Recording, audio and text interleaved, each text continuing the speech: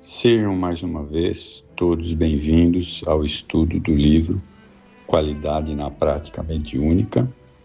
Nós estamos no capítulo 14 e ele vai falar da frequência das pessoas nas sessões mediúnicas. Então vamos lá. Pergunta: quais os critérios recomendados pelos mentores espirituais para permitir a frequência de pessoas à prática mediúnica?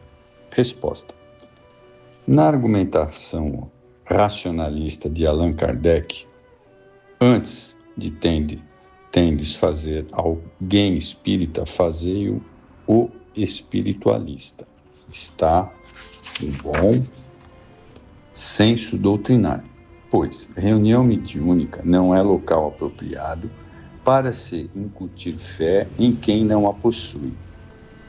Esta lógica do codificador foi chamada de bronze, desde que uma pessoa não pode acreditar que os espíritos se comuniquem e não acreditem na sua existência. Nesse mesmo capítulo, ele faz uma análise a respeito das teorias que negam a realidade do mundo espiritual. Partindo do nada, examina as várias correntes ligadas e filosóficas para poder, através de deduções, chegar à certeza filosófica da existência dos espíritos. Posteriormente, nos capítulos sucessivos de O Livro dos Médiuns, faz uma análise dos vários tipos de mediunidade com as suas características. Assim, para que uma pessoa possa conscientemente participar da prática mediúnica, é necessário, em primeiro lugar, conhecer os postulados espíritas, inclusive a mediunidade. É bem lógico tudo isso, né? Porque senão não tem sentido. É muito comum pessoas envernizadas de falsa cultura dizerem "eu não creio". Deixam a impressão de que o fato de elas afirmarem que não creem dá-lhes autoridade para negar a realidade. Embora alguém assevere a sua descrença, não invalida a existência real do que nega em nenhum ângulo. Por isso é necessário que a pessoa tenha percorrido antes o caminho da cultura espírita em torno do assunto, para chegar a uma conclusão positiva ou negativa. Isso é uma coisa que eu tenho colocado, né? Às vezes, quando você se defronta com uma pessoa que não conhece a doutrina espírita e quer dizer que não acredita em espírito, que não acredita em nada disso, bem, primeiro, antes de debater com alguém que conhece, a pessoa deveria ter pelo menos algumas noções da doutrina espírita para poder contra-argumentar, né? Senão, não tem como você discutir com uma pessoa que não tem a menor noção sobre o que é a doutrina espírita. Mas continuando. O espiritismo é, sobretudo, uma doutrina de bom senso. A mediunidade funciona como porta de informação. Logo, é necessário saber-se o que ela é e como ocorre o transe mediúnico para se inteirar do que se passa durante a sua prática.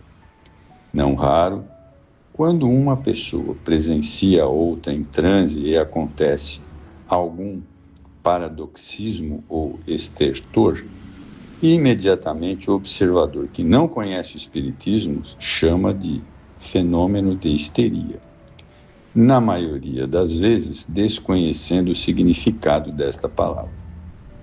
Quando as características do fenômeno apresentam uma pessoa falando em transe, é comum que digam "é dela mesmo", afirma, feita sem nenhum critério de avaliação, indicando o despreparo desse tipo de personalidade. Para se evitar o enxovalhamento do fenômeno mediúnico, é imprescindível selecionar os componentes do grupo de trabalho, para o intercâmbio com os desencarnados. Portanto, a mediunidade tem de ser examinada para que a pessoa saiba o funcionamento dos seus mecanismos e assim adquira o senso de avaliação. Na convivência grupal, passa a conhecer de perto os demais participantes da prática mediúnica. Este é o seguro critério doutrinário. Que tem uma outra pergunta. Qual o tempo de duração de uma prática mediúnica? Um tempo ideal para a prática mediúnica é de 90 minutos, incluindo-se preparação com as leituras doutrinárias que, por princípio de disciplina, não devem ser alongadas. Pergunta: as comunicações são programadas de antemão pelos instrutores espirituais?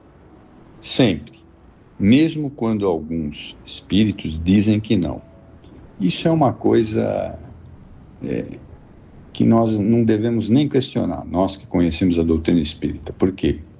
Porque existe toda uma preparação do lado da espiritualidade para que as coisas se transcorram em muita harmonia. É por isso que nós nunca devemos faltar nas reuniões, porque aquilo foi preparado com muita antecedência. Existe realmente no plano espiritual uma organização que nós aqui ainda estamos longe de entender. Mas vamos lá, vamos continuar. Interessante ressaltar que as barreiras magnéticas existentes impedem a entrada no recinto da reunião de entidades não programadas. Isto no caso de uma prática mediúnica séria com assistência disciplinada. Quando essas entidades acham que romperam a proteção magnética, é porque, na verdade, foi facultado o seu ingresso no local do intercâmbio espiritual. Vamos admitir que uma pessoa seja invigilante e atrai o seu desafeto. A entrada deste é vetada, embora o indivíduo possa estabelecer uma vinculação com este espírito odiento, de ordem puramente psíquica e à distância. O médium atormentado poderá ensejá-la por meio de telementalização, o que dá margem a alguém inadvertidamente achar que as defesas magnéticas da reunião foram insuficientes para impedir tal ocorrência. As manifestações de mentores ocorrem durante a prática mediúnica com fins desobsessivos? É a pergunta. Podem ocorrer na parte final, depois que se dão as comunicações para o tratamento aos sofredores. Há sempre um espaço reservado para mensagens reconfortantes de entidades luminosas. O médium torna-se receptivo e aguarda. Não acontecendo nenhuma comunicação deste porte, o dirigente encarnado dos trabalhos de intercâmbio espiritual encerra a reunião. Podem ocorrer também, durante este espaço final, por interferência dos mentores, comunicação de espíritos muito perversos ou de inimigo pessoal de qualquer dos componentes do grupo, ocasiões em que é possível se comunique paralelamente um instrutor para orientar o dirigente encarnado no sentido de que ele conclame todo o grupo a uma postura mental compatível com as necessidades do momento, enquanto os doutrinadores são avisados do tipo de tratamento que deve ser dispensado ao espírito comunicante. Todavia, o mais comum no final é um médium ser instrumento de um mentor espiritual que venha dar uma mensagem de alevantamento moral. Isso ocorre nas nossas reuniões, né? Mais uma pergunta. Quantos espíritos devem manifestar-se por mesmo médium em cada reunião e qual deve ser o tempo de duração da incorporação? Tratando-se de um grupo com muitos médios atuantes, 2 comunicações são suficientes para cada sensitivo. Excepcionalmente 3. Deve-se evitar um número maior de passividades por causa do desgaste físico e psíquico do médium. Bom, aqui faço uma observação, né?